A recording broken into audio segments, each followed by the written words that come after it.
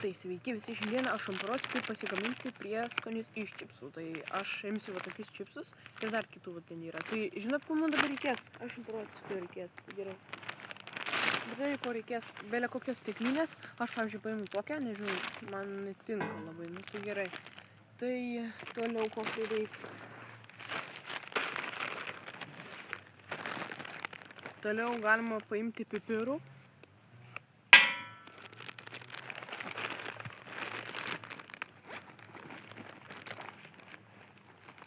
Nu ir dar galima paimti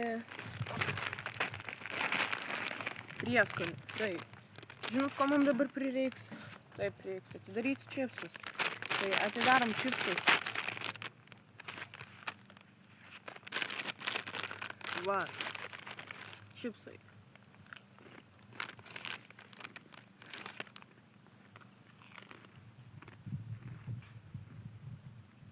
Dešimt iš 10. Paimam čipsus, dedam į čičią. 1, 2. Blemba.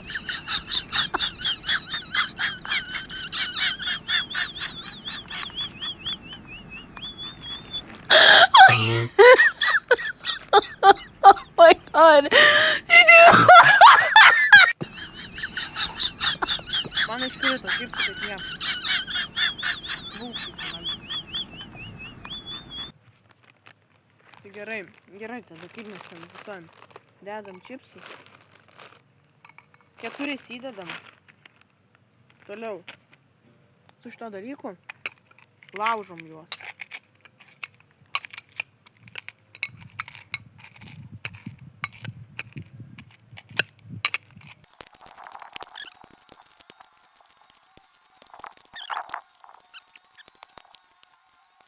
O štai tai va, žiūrėkite.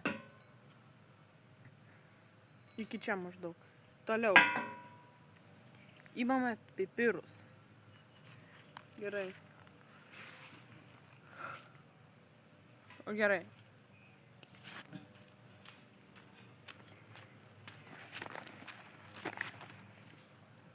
Tai gerai, mums prireiks dabar tų pipirų, okei.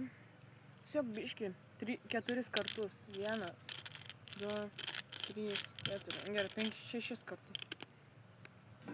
Visai biški jo. Ne, va, net čia iš viso neįsidėjo. Gerai, dar kartą.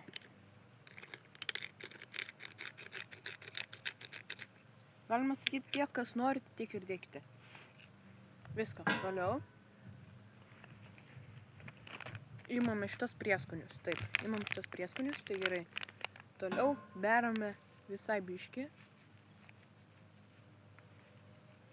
Va tiek, va, žiūrėkit. Įdedam ir dabar viską uždarom. Įdedam atgal, daugiau mums nieko neprireiks. Ai, prireiks, dėl to nes... O su šito dalyku mums reikės viską sumaišyti. Maišom.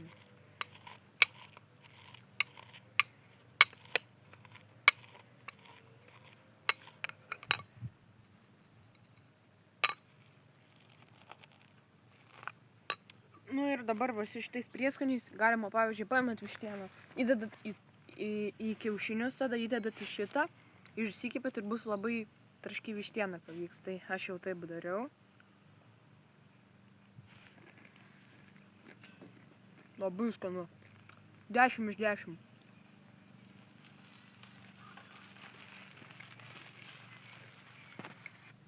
Nu tai gerai ir būtinai uždėkite laiką, nepamirškite prenumeruoti kanalą, kad neapleisti naujų vis įrašų. Tai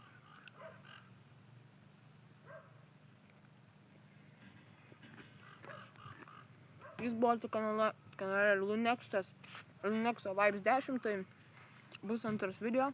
Visiems viso gero.